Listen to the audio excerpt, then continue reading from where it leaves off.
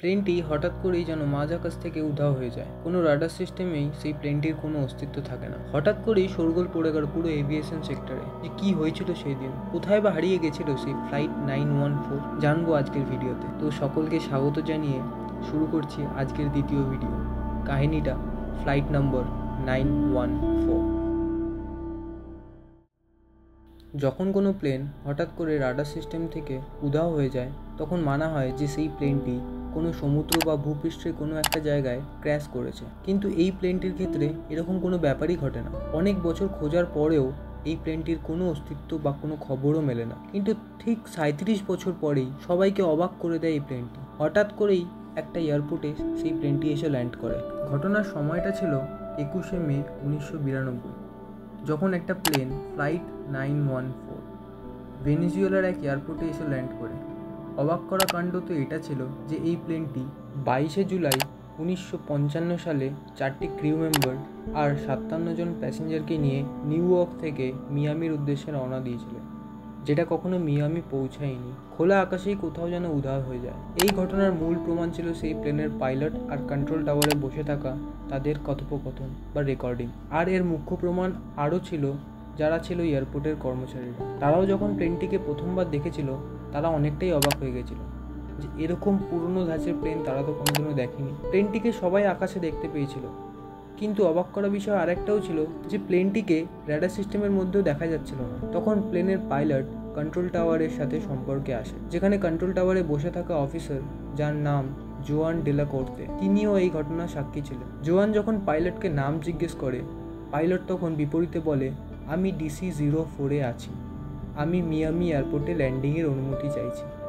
আর বলে রাখি, এই DC-04 যেটাই ফ্লাইট 914 নামে পরিচিত, তখনকার দিনের প্লেনের নাম এবং নাম্বার এরকম টাইপেরই ছিল। প্লেনের পাইলট অনেকটাই ঘাবড়েছিল, কিন্তু তখন পাইলটের ঘাবড়ানো আরও বেড়ে যায় যখন জোয়ান বলে এটা ভেনেজুয়েলার কারাকাস এয়ারপোর্ট, মানে DC-04 নিজের গন্তব্য থেকে 2200 কিলোমিটার দূরে ছিল।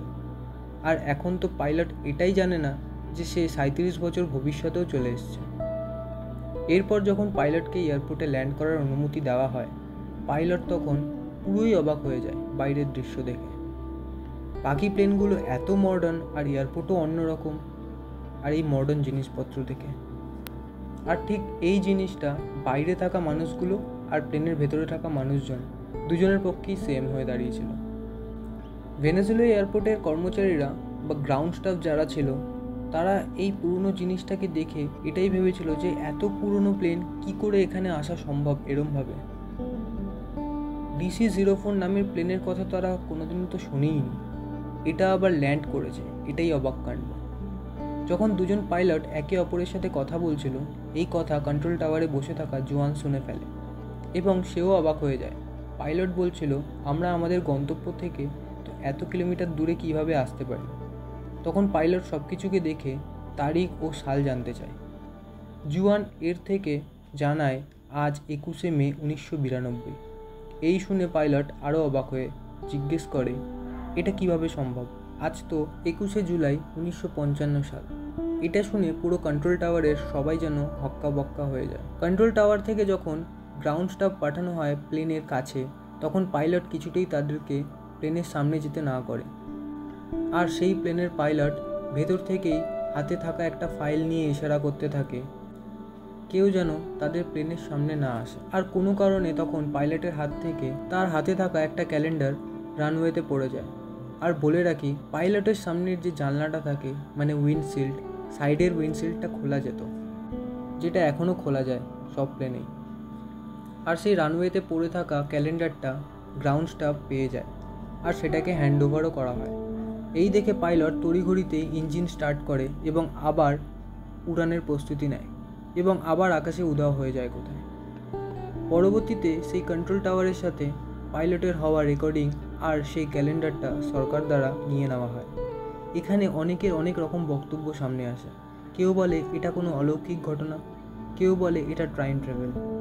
এছাড়াও টাইম ট্রাভেলের এরকম অনেক ঘটনাও প্রমাণসহ রয়েছে, যেটা এখনও গল্পই হয়ে রয়েছে, যেমনটি এই প্লেনটির সাথেও হয়েছিল। এই ফ্লাইট 914 নামে পরিচিত প্লেনটির ঘটনাও গল্প হয়েই রয়ে গেছে, যেটার পরিভাষা কেউ দিতে পারেনি আজ পর্যন্ত। এছাড়াও অনেক সায়েন্টিস্টরা এর উপর অনেক রকম রিসার্চ করে তারাও কিছু খুঁজে পায়নি। তো আপনাদের কি মনে হয়, টাইম ট্রাভেল কি সত্যিই সম্ভব? তাহলে কমেন্ট বক্সে লিখে জানান। আর চ্যানেলটি লাইক, শেয়ার আর সাবস্ক্রাইব করতে ভুলবেন না। ধন্যবাদ।